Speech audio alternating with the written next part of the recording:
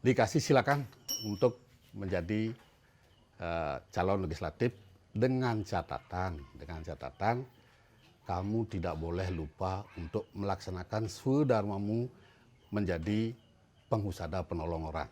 Pemilihan kan, pemilihan kita tidak berpikir tentang terpilih atau bagaimana. Nah karena apa? Seperti saya sampaikan bahwa kita jangan terlalu berharap kepada apapun yang kita lakukan. Kalau kita terlalu berharap, dalam harapan itu akan tersembunyi sebuah kekecewaan. Karena kembali, kalau kita memimpin rakyat, berarti kita harus paham tentang rakyat dulu. Kita kan punya pasien yang kita tolong. Pasien, inilah yang memberikan harapan.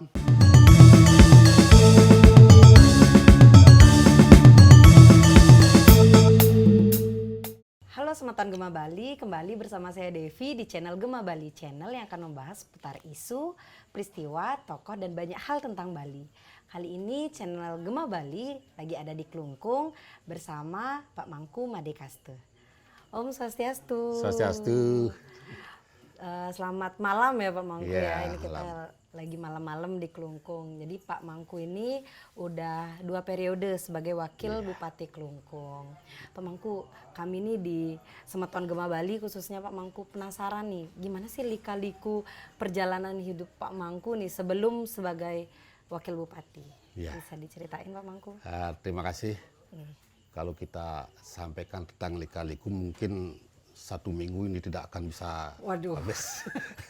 Singkatnya deh kalau gitu. Tetapi ini kita singkat saja nanti perjalanan kami untuk menuju ke wakil bupati. Yang pertama, kami sebenarnya kan ke politik tidak ada tujuan kita ya. Politik tidak ada.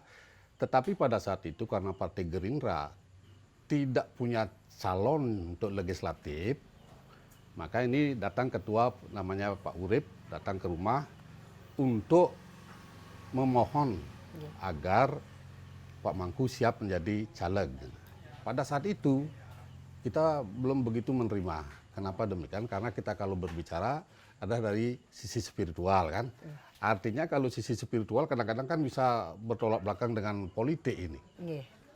Tetapi karena lama-kelamaan ini tidak juga ada calon, datang lagi ketua Pak Urip memohon dengan sangat hormat untuk bisa menjadi calon. Nah akhirnya kita mohon waktu 1 bulan 7 hari. 1 bulan 7 hari kita mohon waktu. Pitung dina nih Kak. Karena kan kita harus mohon petunjuk beliau juga. Akhirnya mohon petunjuk, dikasih silakan untuk menjadi calon legislatif dengan catatan kamu tidak boleh lupa untuk melaksanakan swdharmamu menjadi penghusada penolong orang. Nah, akhirnya kita siap. Nah, pada saat itu pun kita masih ragu-ragu karena kita tidak punya siapa-siapa kan. Nah, di sana ragu-ragu. Akhirnya inilah kembalikan kepada beliau yang di atas karena memang sudah ada dari petunjuk secara nisnya untuk mengizinkan kita. Akhirnya kita ikut pencalegan, sudah itu mendaftar paling belakang ini. Ini sudah semua daftar nih. Kalau tidak salah jam 11 sekian lah malam. Udah mau penutupan tuh biasanya tuh. Jam 12 udah penutupan. Makanya di sana ditanya ini kok gimana ini Pak Mangku baru ini ayamnya sudah bertelur semuanya. Nah, akhirnya diterima. Nah, udah gitu pemilihan kita tidak berpikir tentang terpilih atau bagaimana. Nah karena apa? Seperti saya sampaikan bahwa kita jangan terlalu berharap kepada apapun yang kita lakukan. Kalau kita terlalu berharap, dalam harapan itu akan tersembunyi sebuah kekecewaan. Maka itu kita tidak terlalu berharap, tetapi berjalan terus berupaya sesuai dengan alur-alur politik lah. Ada yang namanya simekrame, kampanye itu ya kita lalui saja, ikuti saja. Sehingga dengan demikian begitu hari H pencoblosan, saya di rumah sendiri. Karena apa? Karena udah mulai kan apa terpilih atau tidak kan. Deg-degan lah itu ya. Kan orang baru pertama ini ke politik kan. Akhirnya kita diam ya biarkan aja, jangan selalu berharap. Akhirnya begitu selesai pemilihan, ada yang nelpon, Pak Mangku, Gerindra dapat 2 di Kelungkung itu. Wih, Tungkare. Ya, Sungkare. Malah saya sampai pegang pipi, betul enggak ini gitu. Waduh. Takutnya mimpi ya, Nge? akhirnya begitu Pak Camat nelpon bahwa memang betul Gerindra dapat 2, kursi. yang 1 di Nusa Penida, Kepulauan, yang 1 di daratan kita. Nah, akhirnya kita punya dua kursi lah. 2 kursi pada saat itu kita gabung dengan fraksi PDI. Ya, fraksi PDI kita bersama-sama untuk ikut membangun Kelungkung yang kita cintai. Tapi ada nggak Pak tokoh yang kuat yang memang benar-benar mendorong Bapak untuk ayo terjunlah ke politik gitu? Adalah. Siapa itu? Adalah tokoh rakyat. Rakyat. Iya. Karena dari rakyat yang Kalau memilih kita melihat tokoh nanti kan mungkin tokoh ini tidak dihiraukan dan sebagainya. Tetapi kalau rakyat menjadi tokoh kita, kita yakin. Nah pada saat itu kan kebanyakan karena kita kan punya pasien yang kita tolong. Nggih. Pasien, inilah yang memberikan harapan. Dia yang berharap, bukan kita yang berharap. Tapi dia yang berharap, Pak Mangku silakan jadi caleg, kita akan dukung. Makanya inilah pasien-pasien ini yang jalan, kita diam di rumah. Keren. Jadi emang masyarakat yang meminta Iya. ini berarti. Masyarakat yang haus ingin dipimpin langsung oleh Pak Mangku. Berarti dari legislatif langsung menuju ke eksekutif. Ya, Wakil pertama kan kita ceritakan flashback-nya ke belakang dulu. Iya. Pertama kan kita jadi kaur kan. Oh, kaur dulu Pak Iya, ya? Sebelum legislatif kaur sebelum dulu. legislatif kaur dulu. Berarti ada urusan di desa lah berarti ya Pak ya? Karena pada saat itu kan memerlukan kaur keuangan di Desakah. Kita lamar. Akhirnya berhasil beliau mengizinkan kita jadi kaur kan. Jadi kaur kalau nggak salah 10 tahunan lah. Lama juga itu. Ya udah itu jadi bendese. Nggih. Bendese kan tokoh masyarakat itu. Iya. Akhirnya jadi bendese selama 16 tahun. Pada saat jadi bendese kita merangkep kepala desa. Baik, dinas lain, adat lain. Ya orang kepercayaan masyarakat ini kan. Waduh, enggak Makanya capek jangan tuh, Pak. berharap, sekali lagi jangan Iya, berharap. siap. Harapan masyarakat yang kita lupa. Akhirnya setelah jadi kepala desa, masuk ke legislatif, Asungkare, Tuhan memberikan jalan. Karena Tuhan kan pernah memberikan bisikan di Begawat gitu kan, jangan terlalu berharap. Karena dalam harapan ada sebuah kekecewaan yang tersembunyi. Nah, maka itu kita ikuti sajalah itu. Oke. Maka nanti jangan terlalu berharap juga. Siap. Saya ikut keyakinan Bapak. Pak Mangku, bener banget Pak. Karena memang kita terlalu banyak berharap, kekecewaan juga kita bakalan lebih besar juga Ya. yang timbul ketika itu tidak tercapai. Tapi dari sekian pencapaian Bapak, ada sedikit kekecewaan yang pernah Bapak rasakan? Kita tidak pernah merasa kecewa. Karena dari dulu kan kita sudah diajarkan sama orang tua. Jangan sampai ada rasa kecewa. Dalam hati juga. Tetapi jangan mengecewakan masyarakat. Nah inilah pegang-pegang ini. Iya. Kalau seorang pemimpin, jangan sampai mengecewakan masyarakatnya. Kalau sekali saja mengecewakan, untuk selamanya diingat. Oke, bener banget. Luar biasa. Ini karena berarti fokus Bapak ini politik spiritual jadinya Pak ya? Yalah zaman sekarang kan itu. Iya. Padahal kan tidak ada pengarahan politik spiritual, politik apa, tetapi kita menyebutkan politik spiritual. Karena apa? Karena dasarnya kita dari spiritual kan. Dari spiritual, kita maju ke politik, sehingga dengan demikian apapun yang memang dibutuhkan oleh masyarakat kita tahu loh. Karena kita dari bawah untuk memimpinnya. Oke. Berarti kalau secara berurutan dari kaur dulu, bendese, perbekal, baru ke legislatif gitu. Pak ya? Legislatif, sudah ke legislatif, begitu pemilihan bupati, Iya. kita cari dulu orang-orang yang memang disetujui atau memang diingini oleh rakyat. Kita pernah ke Puri juga Iya. memohon agar bisa naik jadi bupati dari Gerindra. Nah itu kita belum ada keinginan untuk ke wakil bupati kan, karena sudah ada kita cari tokoh-tokoh. Iya. Udah itu kita cari tokoh untuk bupatinya. Iya. Yang pertama kita pernah ke Puri Tangkil, memohon kepada beliau yang di Puri ini. Iya. Kita mohonkan, tapi karena beliau ada suatu halangan, beliau tidak bisa, dan akhirnya kita datang ke rumah Pak Nyoman Svirte. Ini beliau pada waktu itu kan masih di bisnismen di koperasi itu. Iya. Nah, akhirnya kita minta untuk bisa calon jadi dari Gerindra. Nah, pada saat itu kursi kita kan cuma 2. Iya. Nah, untungnya ada dari PNBK ikut mensupport kami, mendukung kami untuk bisa mencalonkan Di untuk bupati. Eksekutif. Yang akhirnya dicalonkan. Nah, pada saat itu beliau yang di Puri Iya. ini tidak mau kan. Akhirnya kan kita, siapa yang kita cari sekarang untuk menjadi wakilnya nih? Iya.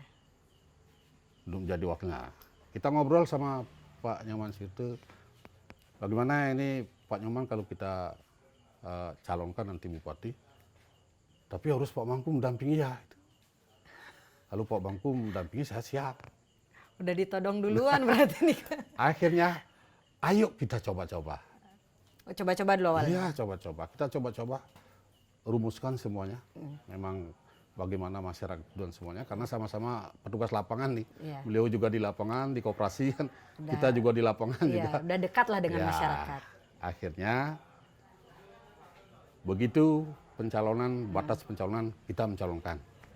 Beliau bupatinya, saya wakilnya. Asung Kare kembali. Atas petunjuk beliau, kita terpilih memimpin Kelungkung. 2 periode. 2 periode. 2 periode. Wih, keren banget nggak tuh Semeton Bali? Jadi Pak Mangku, saya juga ini penasaran Pak Mangku, karena ini basisnya Gerindra kan Pak Mangku ya.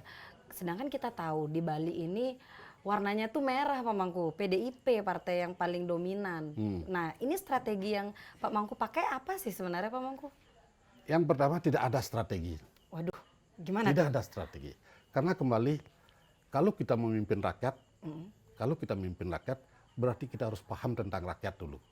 Nah, kebetulan saya udah sekian tahun mengabdi di bawah ini, kita tahu persis loh bagaimana rakyat itu, bagaimana kebutuhannya.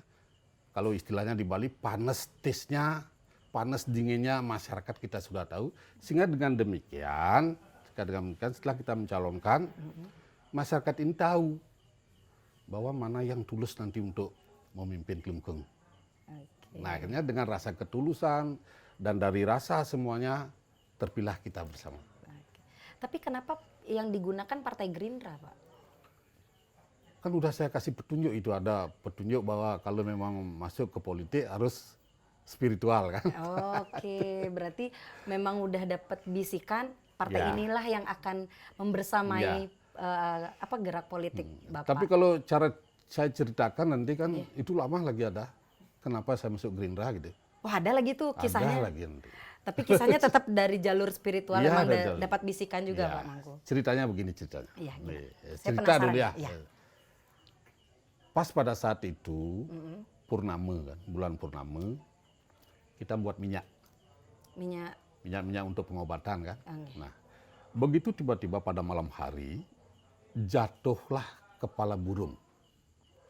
Di tempat kita buat minyak itu, kalau nggak salah 8 orang deh. Di Sanggah itu, jatuh kepala burung. Karena pas pada saat itu saya ada mengobati orang, kan yang buat minyak ini kan bertanya, Pak Mangku ini ada kepala burung bagaimana? Oh, kalau kepala burung yang turun pada saat kita membuat minyak berarti untuk menghilangkan sakit kepala, saya gitu kan. Karena kan kepala ini. Oh gitu, itu cocokologi tapi gimana nih Pak Mangku? Cocokologi lah. Oh cocokologi. Cocokologi dulu itu. Tapi ternyata berkhasiat, benar-benar berkhasiat. Ternyata setelah kita didatangi sama Pak Urip, Ketua Partai Gerindra, didatangi, saya minta ARD Partai Gerindra. Apa yang terjadi ternyata? Ternyata di sana tergambar kepala burung itu. Waduh. Gerindranya kan pakai simbolnya kepala burung itu. Nah, sehingga dengan demikian, oh berarti ini petunjuk beliau kan gitu. Lagi cocokologi kan. Nah, ternyata betul makanya saya masuk Gerindra. Iya. Gitu. Tapi kalau sekarang kan udah banyak nih Pak pakai kepala burung bendera partai. Akan pindah atau tetap Gerindra Pak? Ya tetap lah. Tetap. Karena begini, kalau di Kelungkung saya bersama Pak Urip sama Pak Wayan Baru, pendiri Gerindra Kelungkung. Wah. Masa saya harus berkhianat loh? Kan nggak boleh itu Siapa berkhianat ya tahu tetap karena ya. ada bisikan kepala burung kan Pak Mangku. Kita nggak tahu Pak Mangku, tapi Pak Mangku tetap dengan Gerindra. Tetap dengan apapun yang terjadi, tetap Gerindra. Siap. Tapi nih Pak Mangku, kita udah banyak nih bertanya Ya. soal Lika-Liku Pak Mangku. Ini lagi beberapa bulan Pak Mangku. Akan ada PJ tentunya, kemudian ada pergantian Ya. bupati. Bagaimana untuk persiapan itu Pak Mangku? Ya nanti kalau PJ itu kan sudah aturan. Ya, sudah Sudah. pasti. Sudah undang-undang, ada PP dan sebagainya, apalagi per KPU ada dan sebagainya. Kita ikuti saja lah dulu itu. Aturan bagaimana seorang PLT dan sebagainya, ikuti saja itu. Alur aturan kita ikuti. Prosedurnya sesuai dengan aturan. Ya. Tapi setelahnya itu, Setelah itu kan lain itu. ya dipikirkan lagi. Setelah itu kan kembali. Kalau memang masyarakat mengendaki kita, kenapa tidak? Wih, sinyal bagus ini. Ini Untuk kalau masyarakat. Ya. Ini masyarakat, sekali lagi jangan kita terlalu berharap. Iya. Tetapi kalau masyarakat berharap tentang kita, kenapa tidak? Siap. Tetap untuk Kita rakyat. tetap jalan itu. Siap. Berarti langkah ke depan menunggu bagaimana masyarakat apakah berharap dengan Bapak. Ya, itu. Tapi harapan Bapak ada? Ya jelas kan. Kan biasa kan habis 2 kan 1 biasanya kan. Harus itu Pak, harus berkelanjutan agar apa yang menjadi program sebelumnya bisa dilanjutkan lagi. Iya. Apalagi Bapak sudah, maksudnya 2 periode sudah tahu apa yang sebenarnya langkah step-stepnya untuk Ya berikutnya. itu. Nanti kan langkah-langkah banyak nanti. Iya. Ya, kita kembalikan seperti dulu ke masyarakat. Karena begini ya, kalau pemimpin semestinya bersatu dengan masyarakat. Jangan ada jarak setelah menjadi pemimpin ya. Iya. Kalau saya ada jarak dengan masyarakat. Nah seperti sekarang kita terima tamu, duduk-duduk bersama, di bawah duduk bersama, di atas oke bersama. Nah karena itulah asal kita dari rakyat. Demokrasi juga seperti itu kan, dari rakyat, oleh rakyat, Untuk rakyat. rakyat. Ya. Pak Mangku, semisalnya nih Pak Mangku untuk kedepannya terpilih menjadi nomor 1, apa yang akan Pak Mangku laksanakan pertama Pak Mangku? Apa visi misi Pak Mangku lah bisa dibilang? Yang pertama, karena program kita kan bagus yang kemarin nih, Gema Santi itu. Gema Santi, kita tetap lanjutkan itu. Ditambah dengan program-program yang memang sesuai dengan aturan sekarang. Oke. Ya, jangan nanti pemimpin jangan buat program-program yang tidak sesuai dengan aturan itu. Iya. Susah juga itu, repot. Ya, Repot. di Melenceng KPK gitu. datang nanti. Aduh, berat itu kena OTT nanti Pak Mangku.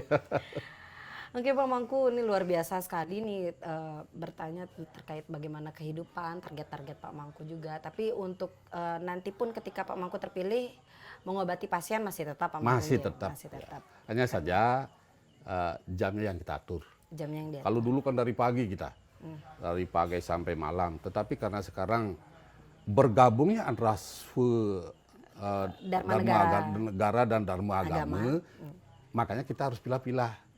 Pada saat mana kita menjalankan dharma negara, pada saat mana kita menjalankan dharma negara. Oke, siap. Luar biasa. Sukses semua nih Ki, Pak Mangku. Tapi Pak Mangku, sebenarnya saya ada topik lebih lanjut Pak Ya. Mangku terkait, tadi kan seputar Pak Mangku. Saya ingin bertanya seputar Bali nih Pak Mangku. Ya. Karena kita di channel Gema Bali ingin bertanya seputar Bali. Menurut Pak Mangku nih, sebentar lagi juga akan ada PJ Gubernur, akan ada pergantian. Kira-kira ke depan gubernur yang diharapkan Bali ini seperti apa Pak Mangku? Yang pertama kan seseorang yang memperhatikan Bali. Iya. Kalau kita berbicara Bali, kita tidak akan bisa lepas adat, budaya, dan agama. Kalau ini sudah diperhatikan, saya yakin siapapun nanti, saya yakin akan terpilih nanti. Kalau memperhatikan adat, 3 budaya aspek Bali. kan? Ya, karena apa? Karena kita di Bali kan dasar kuatnya kan adat. Maka adat ini harus tetap dipertahankan. Oke. Nah, kalau misalnya fokus ke subjek nih, ke orangnya, ada nggak Pak Mangku? siapa gitu kira-kira? Sekarang kan belum sekarang. Ya kan adalah kira-kira gambaran anginnya. Kembali itu siapa yang memperhatikan Bali? Oh kembali lagi situ.